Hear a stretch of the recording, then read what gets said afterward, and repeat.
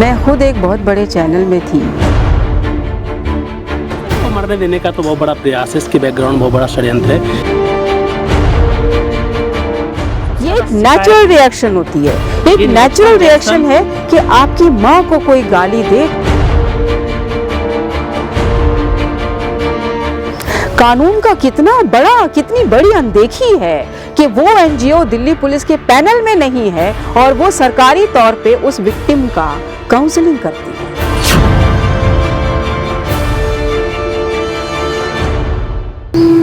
नमस्कार, मैं हूं रूपेश और आज हमारे साथ खास मेहमान हैं जिन्हें आप संत आसाराम जी बापू के खिलाफ काली करतूतें कर रहे लोगों के विरुद्ध आवाज़ बुलंद करते हुए अक्सर आपने चैनलों में देखा होगा।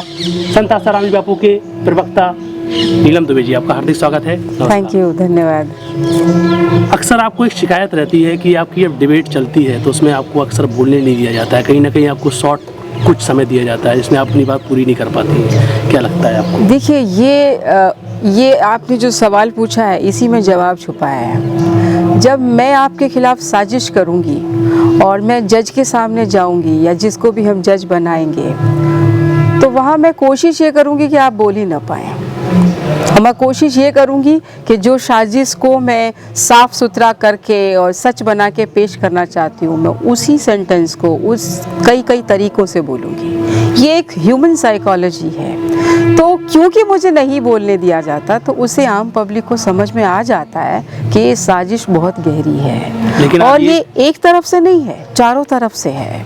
यहाँ पर हम होड़ की बात करते हैं। जब चैनलों में जब होड़ मचती है, संत आसाराम जी बापू का कोई ऐसा प्रकरण आता है तो आपसे समय मांगा जाता है, चैनल वाले आपके सामने हाथ जोड़कर आते हैं। फिर जब आपको बैठाया जाता है, जब आप कुछ अच्छी खास बात कुछ बताना चाहती हैं, मुझे कहा, जब मैं पूछती हूँ रुपेश, जब मैं उनसे पूछती हूँ कि किस विषय में हम बात करेंगे तो वो विषय कुछ और बताते हैं और जब उनके कैमरा ऑन होते हैं तो विषय कुछ और निकलता है। तो यहीं से समझ में आ रहा है कि उनके भी मन में साजिश है कि वो कभी ये साफ साफ नहीं बताते कि हम किस विषय पे बात करेंगे। वो ये नहीं बताते कि गवाह है, वो ये नहीं बताते कि यहाँ धारा लगी है, वो ये नहीं बताते कि धारा हटी है, कुछ भी नहीं इस तरह का बताती। वो बताते आपको तो पता ही है। लेकिन आपने प्रयास किया, लेकिन आपकी बात को कहीं ना कहीं दबा दिया जाता था। जिस तरीके से दर्शक लोग देखते हैं अक्सर, जब आप अपनी आवाज़ को बोलना चाहती हैं, आपको कहीं ऐसा फील नहीं होता? वो ऑडियो डाउन कर देते थे। आप कहीं उत्तेजित हो जाती हैं? आपको ऐसा जिस तरीके से आप अभी शांति से बोल रही हैं? साधारण सी बात है, हम कितने भी पढ़े लिखे हों, हम अपने बेसिक नहीं भूल सकते। हमारा खून लाल ही है, हम अपने माता पिता के बच्चे हैं और जब हम इस धरती पर आते हैं, इस दुनिया में आते हैं, तो जिस माँ ने हमें जन्म दिया है, हम उस माँ के उन सब पीड़ा को नहीं भूल सकते। उस माँ ने हमको किस तरह से पाला है हम नहीं भूल सकते। उस माँ को अगर कोई आज गाली दे, भले ही हम सभ्य हैं, भले ही हम पढ़े लिखे हैं, भले ही हम एक समाज में एक तबके को रिप्रेजेंट करते हैं, लेकिन जब उस माँ को कोई गरियाता है तो हम ये भूल जाते हैं कि हम कॉन्वेंट एजुकेटेड हैं, हमने टाई पहनी है, हम एक बहुत बड़े पद पे सीईओ हैं, फिर तो सामने वाले का कॉलर पकड़ते हैं, हम दीवार पे दाब देते हैं। ये एक नेचुरल रिएक्शन होती है, एक नेचुरल रिएक्शन है कि आपकी माँ को कोई गाली दे तो आपसे नहीं रहा जाएगा, आपका खून खौलेगा, क्योंकि खून उस दूध से बना है जो उसने उस समय पिलाया है, उसके दूध से आप में खून बना है। हम उस कर्ज को कैसे भूल जाए? हमारी माँ को कोई गाली देगा हम सुन लेंगे।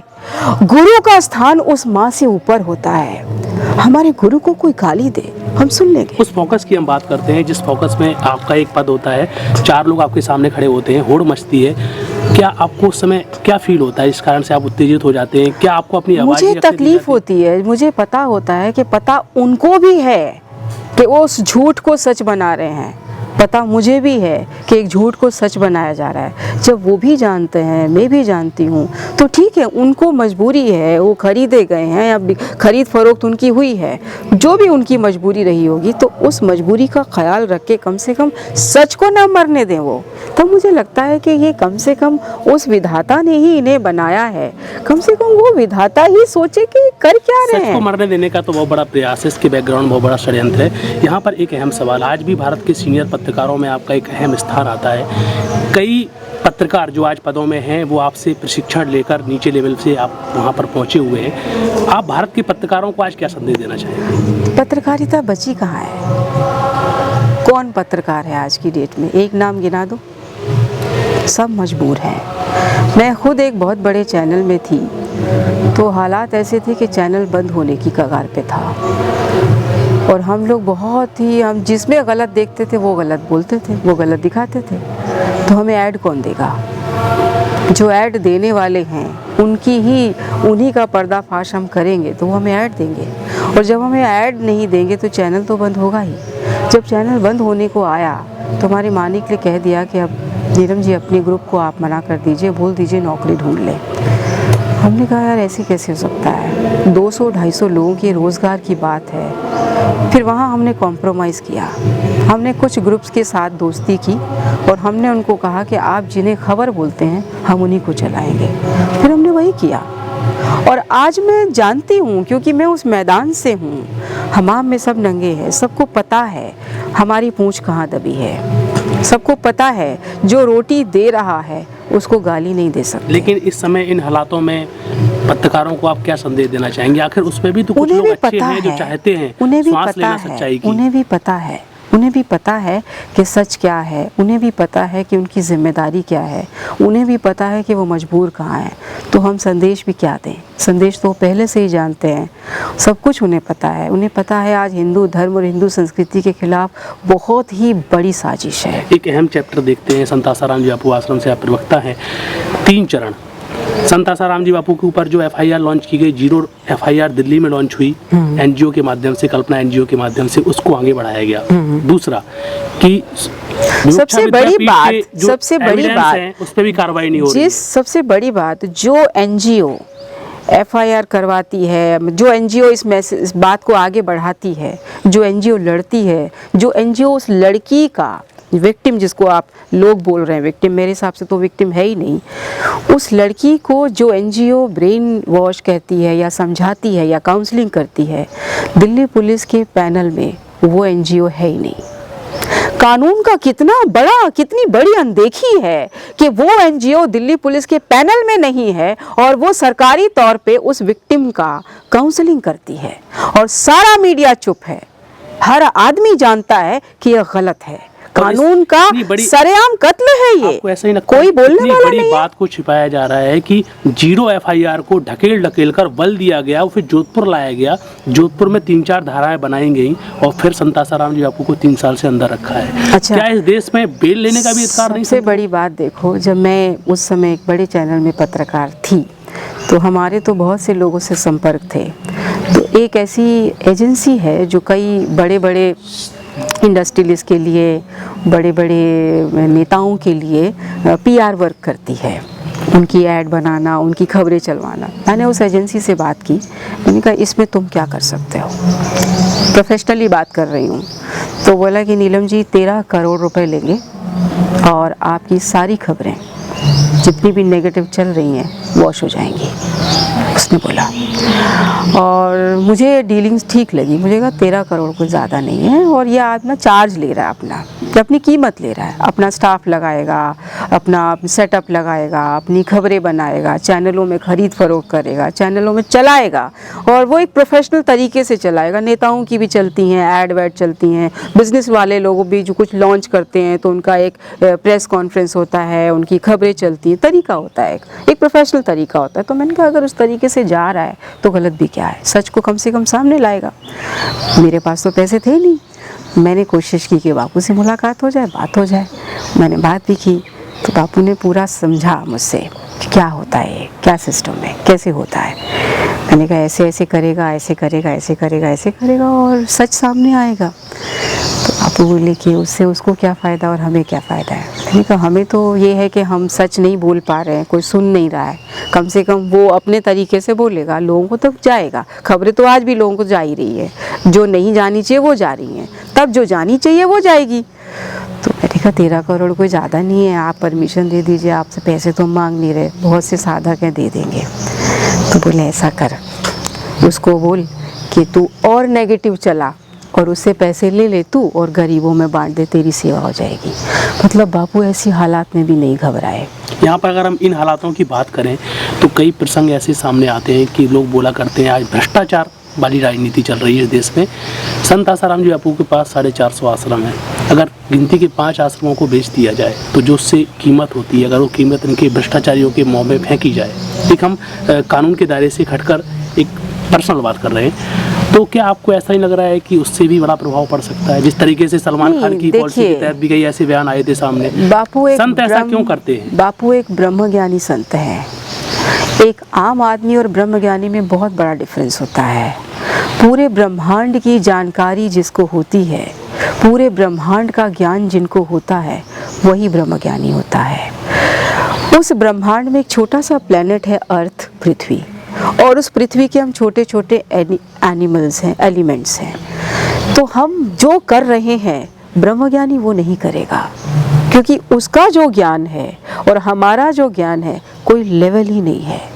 वो हमारे लेवल पे आके हमारी तरह नहीं चलेगा, और ब्रह्मज्ञानी को हम जैसा कोई एनिमल बता भी नहीं सकता कि आप इस लेवल पे ऐसे चलिए, क्योंकि उनका एक मर्यादा होती है। मर्यादा है। लेकिन यहाँ पर कई लोग ऐसा सवाल खड़ा करते हैं, संत आसाराम जी बापू ने 450 आश्रम बनाए, उनकी बड़ी आसक्ति थी। पहली बात तो बापू उसको अपना मानते ही नहीं है। बापू बोलते हैं कि ये सब साधकों का है, उनके जाप ध्यान भजन के लिए है, और जो चीज़ साधकों की है उस पर मैं अपना प्रॉपर्टी राइट नहीं बता सकता कि भाई मैं बेचूंगा या खरीदूंगा, जब जो चीज़ मैंने खरीदी ही नहीं। आश्रम बनाने के पीछे उनका उद्देश्य क्या था, क्या लगता है आपको? उन्होंने गिनती से नहीं बनाए, उन्होंने मांगे भी नहीं आश्रम। जब कोई अच्छे काम पे चलता है ना, तो प्रकृति अपने आप व्यवस्था बनाती है।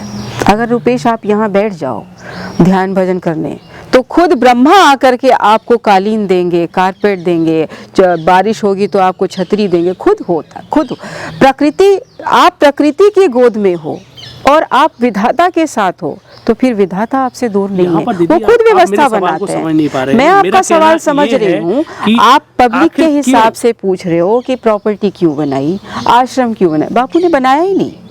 अगर बनाया होता तो बापू को आसक्ति होती इन आश्रमों से, बापू को आसक्ति होती इस प्रॉपर्टी से।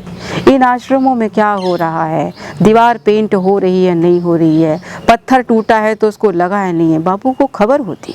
बापू पूछते कभी नहीं पूछते हैं। बापू सिर्फ ये पूछते हैं मेरे गुरुकुल के बच्चों का पढ़ाई लिखाई ठीक हो रहा है, मेरे गुरुकुल के बच्चे ध्यान भजन ठीक कर रहे हैं। बापू क्योंकि उनमें भविष्य ढूंढ रहे हैं। बापू ये जानते हैं कि हिंदू धर्म की संस्कृति को बचाने के लिए ये बच्चे हैं, ये जब आगे जाएंगे तो समाज का एक आईना बने। बुद्धिजीवी वर्ग जिसे आज बोला जाता है, वो बोलता है कि आश्रम इतने सारे बना लिए, लेकिन आप उस बुद्धिजीवी समाज के सामने क्या बोलना चाहेंगे? इन आश्रमों से समाज को क्या बेनिफिट है? आश्रमों से बेनिफिट उन सबको है जो संस्कृति के साथ जुड़ना चाहते हैं, जो हिंदू धर्म को समझना चाहते हैं, जो अपनी जड़ों को जानना चाहते हैं, उन सबको है। और आप देखो ना, जो भी गेट पे आता है, हम उससे ये नहीं पूछते कि आप बापूजी के शिष्य हैं या नहीं। वो आता है अपने आप यहाँ पे प्रकृति की गोद में घूमता है, प्रणाम करता है, अपने आप ही 2-4 मिनट ध्यान भजन करता है। हमने कभी उनसे ये नहीं पूछा है आपने तिलक लगाया कि क्यों नहीं, आपने बापूजी का नाम लिया है कि नहीं, आपने बापू का लॉकेट पहना है कि नहीं, हमने नहीं पूछा। वो गेट से आते हैं अपने आप, उनको वो स्वच्छंद होते हैं, वो जहाँ चाहे बैठे, जहाँ चाहे ध्यान करे, जहाँ चाहे माला करे, न चाहे तो चुपचाप बैठे प्रकृति के साथ आनंद लें, अपने आप से मिलें। हम उनको ये मौका देते हैं कि ये वो माहौल है जहाँ वो खुद को खोज सकते हैं। कुछ बैक पीछे आता हूँ। इस तरीके से आपने 0 FIR की बात की थी कि जो उसको ढकेल कर कई धाराओं में विभाजित करके संत आसाराम जी बापू के ऊपर की गई। यहाँ पर 3 चरण हैं। 0 FIR जो कमला मार्केट में NGO के माध्यम से सपोर्टेड की गई, फिर विमोक्षा विद्यापीठ के जो दस्तावेज है जिसके तहत लड़की बालिग सिद्ध हो रही है, और पॉस्को एक्ट जो बापूजी के ऊपर लगा हुआ है वो हटने की संभावना होती है, तो उस पर भी कार्रवाई नहीं हो रही है। तीसरा सवाल हमारा कि क्या इस देश में 3 साल से एक संत को बेल लेने का भी अधिकार नहीं? देखिए, पहली बात तो बेल वहाँ बनती है जब हमने अपराध किया हो। ये केस ही सारा 0 है, केस है ही नहीं, पूरा बोगस केस है। इसमें सरकार का पैसा भी खर्च हो रहा है, लोगों के दिमाग भी खर्च हो रहे हैं, समय भी खर्च हो रहा है, सब कुछ बर्बाद हो रहा है। लोग तो बोलते हैं कि भाई संत आसाराम जी बापू का इतना बड़ा मैनेजमेंट है, संत आसाराम जी बापू ने करोड़ों लोगों को जोड़ा है, क्या वो मैनेजमेंट एक संत को नहीं बचा सकता? नहीं, देखिए, आपने अभी बोला कि कानूनी लड़ाई जो व्यवहारिक में है हम उसको इग्नोर नहीं कर सकते हैं, लेकिन लौकिक जगत में जो है वो कुछ अलग है। और इस लोक में जो हो रहा है वो कुछ और है। तो जो सिस्टम है उस सिस्टम को भी हम रिस्पेक्ट करते हैं, हम अदालत का पूरा सम्मान करते हैं और अदालत जिस तरीके से चलती है, चल रही है, हम सम्मान करते हुए चल रहे हैं। हम अपना पक्ष ठीक से रख रहे हैं, हमें सम्मान करना है, हम सम्मान कर रहे हैं। लेकिन अगर सामने वाले ने तय ही कर रखा है, क्योंकि ये एक साजिश है रुपेश, ये मानना पड़ेगा, साजिश ही है और कुछ नहीं है। अगर मैंने तय कर लिया है कि तुम्हारी नहीं सुननी तो तुम कुछ भी बोल लो, नहीं सुननी, तुम कुछ भी दस्तावेज रख लो, नहीं सुननी। तो ये भी एक पहलू हो सकता है। जैसे अभी आपने उठाया एक एग्जाम्पल कि एक बॉलीवुड स्टार को बेल मिल गया, जबकि वो तो 7-8 लोगों को गाड़ी से कुचलता हुआ चला गया था, घर चला गया था, और अक्खा मीडिया जानता है और विद इन एन आवर 1 घंटे में उसको बेल मिल गया। अच्छा, यहाँ ये सिस्टम है। आखिर कहाँ प्रॉब्लम आ रही है? आखिर एक पैनल होता है, पैनल के तहत अगर कार्रवाई की जाती है हम तो क्या कह रहे हैं ना, देश का हमारी तरफ से कोई प्रॉब्लम ही नहीं है, क्योंकि हमारी तरफ से कोई लड़ाई ही नहीं है। लड़ाई उन्हीं लोगों ने पैदा की है, प्रॉब्लम भी उन्हीं लोगों ने पैदा की है, नेटवर्क भी उन्हीं लोगों का है, जाल भी उन्हीं लोगों का है। हमें पता है प्रकृति काट देगी। इन तमाम बातों में जो आज निष्कर्ष निकले कि हमें एकजुट होना पड़ेगा, एकजुट होकर हमको अपनी आवाज़ को बुलंद करना पड़ेगा और समाज एकजुट हो रहा है। आपने अपना कीमती समय दिया, नमस्कार। Thank you, Hariom.